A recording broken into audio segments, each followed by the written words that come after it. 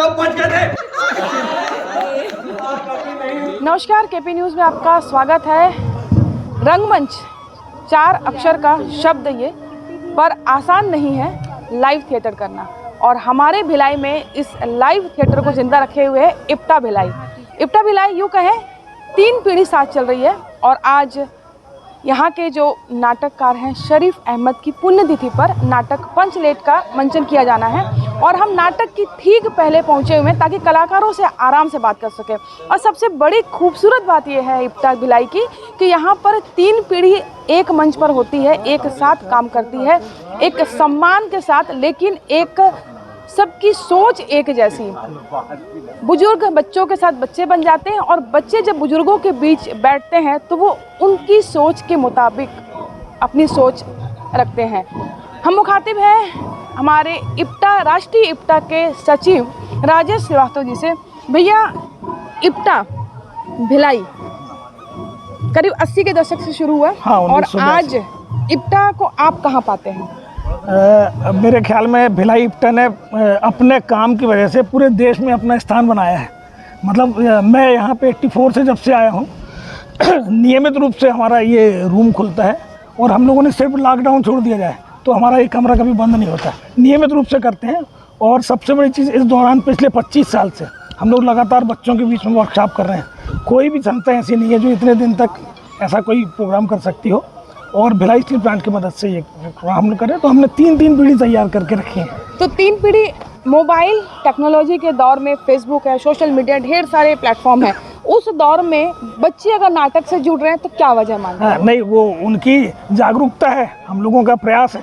क्योंकि हमने उनको इस तरह के संस्कार दिए हैं कि हमको भी बहुत खुशी होती है कि हम देखते हैं कि जब लोग पता नहीं कौन कौन से गाने गा रहे हैं, तब हमारे बच्चे उस टाइम में जब लोग मतलब चौपाटियों में या सिविक सेंटर में कहीं पे भी खड़े रहते हैं, तब हमारे बच्चे यहाँ पे कबीर के गाने गाते हैं, नानक के गाने गाते हैं, तुलसी गाते हैं, रहमान गाते हैं, रसखान गाते हैं।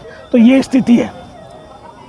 नाटक के जरिए जागरूकता तो बरसों से चली आ रही है और जन नाट्य संघ का एक मूल मंत्र भी यही है। एक समय में मजदूरों की आवाज़ था इप्टा और आज समाज को आईना दिखाता है। तो आज जो नाटक है वह किस संबंध में है? ये हमारा नाटक, देखिए, असल में हम लोगों की कोशिश हमेशा रहती है कि हम ऐसे नाटकों को उठाएं जो मनोरंजन भी हो और 100% उसमें एक मैसेज जाए।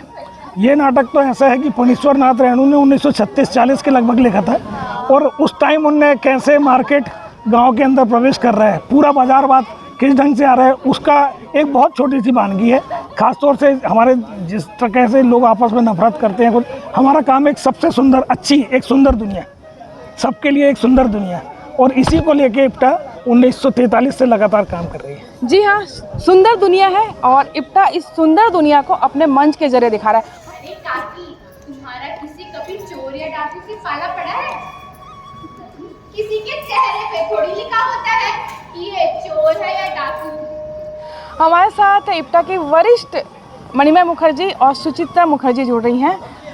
साथ में पति पत्नी है, लेकिन बरसों से इप्टा में अपनी सेवा दे रहे हैं। रिटायरमेंट मेरे ख्याल से दोनों का हो गया है। नहीं, मेरा अभी का रिटायरमेंट नहीं हुआ, बचा हुआ है 2027। तो आप इप्टा से कब से जुड़ी और ये रंगमंच आपको कितना अजीज है? रंगमंच मेरा जीवन है। इस रंगमंच के कारण ही मुझे लगता है कि मैं बहुत सारी चीज़ों को कर पाती हूँ।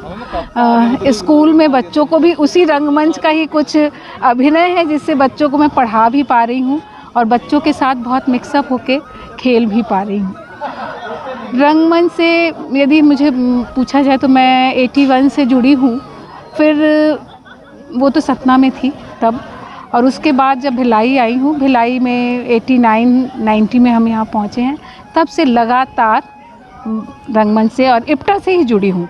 दादा, आप जब जुड़े और भाभी को इप्टा में लेकर आए तो उस समय तो दौर भी ऐसा था कि महिलाओं को ज़्यादातर रंगमंच में उतनी दखल नहीं होती थी, तो आपको भी कुछ न कुछ ऐसा फेस करना पड़ा होगा? नहीं, एक हमारे साथ एक अच्छी बात ये है, ये सौभाग्य हमारा रहा है कि हमारे ससुर जी भी इप्टा में थे और हमारे परिवार के बहुत सारे लोग जब इप्टा बनी तब उसके पहले जो स्क्वाड बोलते हैं ना, उस स्क्वाड में थे।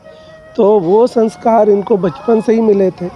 तो धीरे धीरे स्कूल कॉलेज में नाटक करते करते फिर हमारे साथ आ गई। और लगभग अब 40 साल होने को है हम लोग साथ हैं। मंच पे जब साथ होते हैं तो मतलब एक एज ए आर्टिस्ट आप लोग कैसे कोऑर्डिनेट करते हैं? देखिए, ये भी हमारे एक ट्रेनिंग का हिस्सा है कि हम घर में तो पति पत्नी हैं और आज देखेंगे कि ये किसी दूसरे मोहल्ले की, हमारे मोहल्ले की काकी हैं, तो वो अलग करैक्टर है और हम जो है हम सरपंच हैं, तो हमारा एक दबदबा अलग तरह का रहेगा।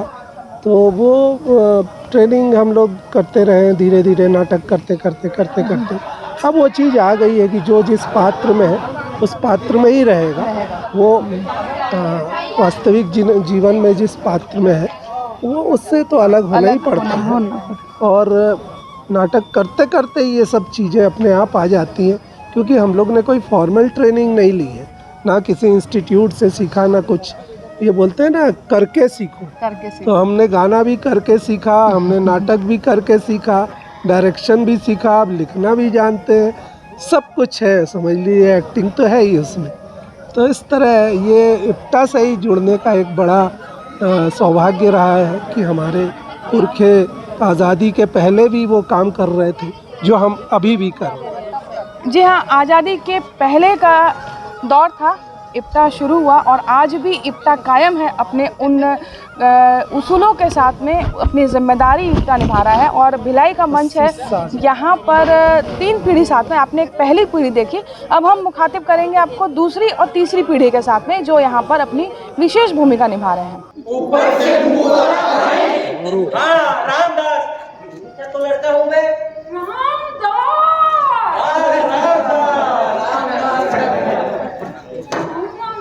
अब हम आपको मिलवाने जा रहे हैं इप्टा की दूसरी पीढ़ी के दौर के।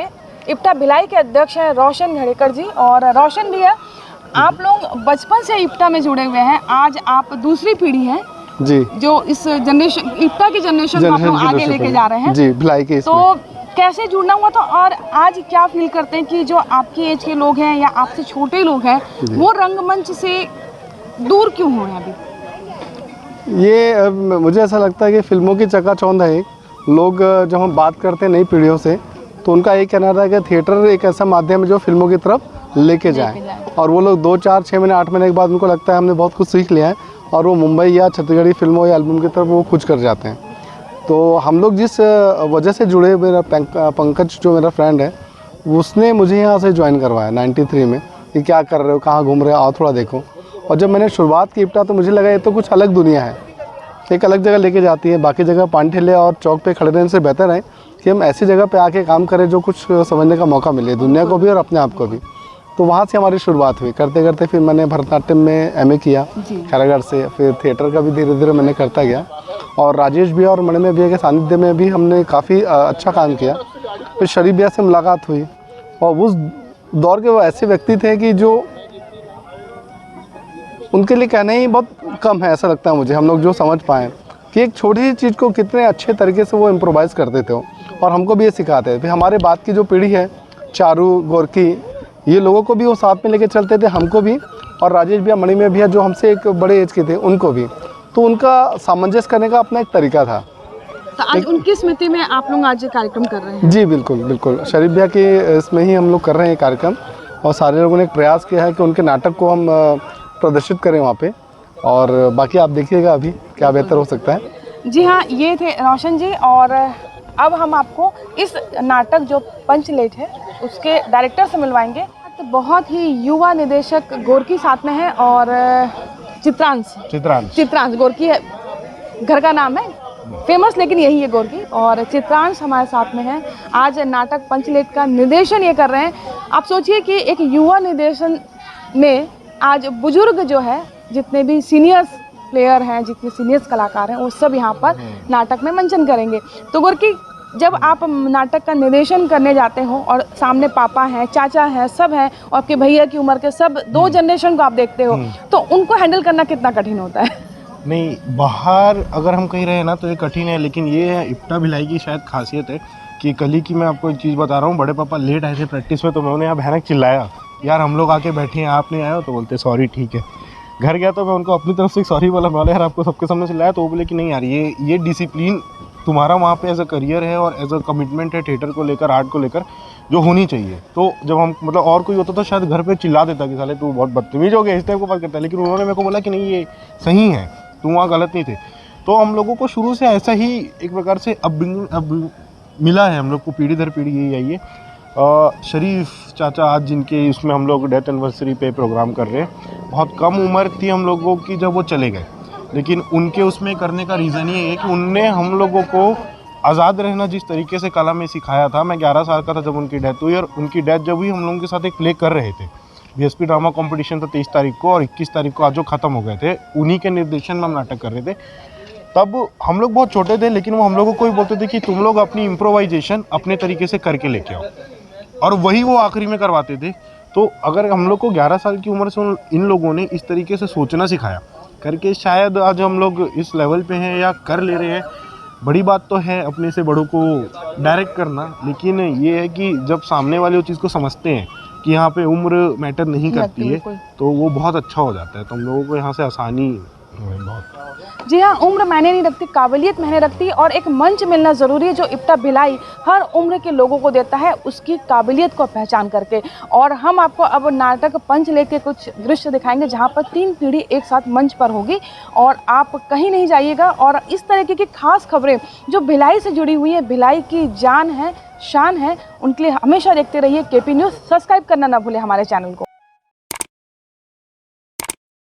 न्यू वीडियोस के अपडेट पाने के लिए सब्सक्राइब करें केपी न्यूज़ को और बेल आइकन को दबाएं।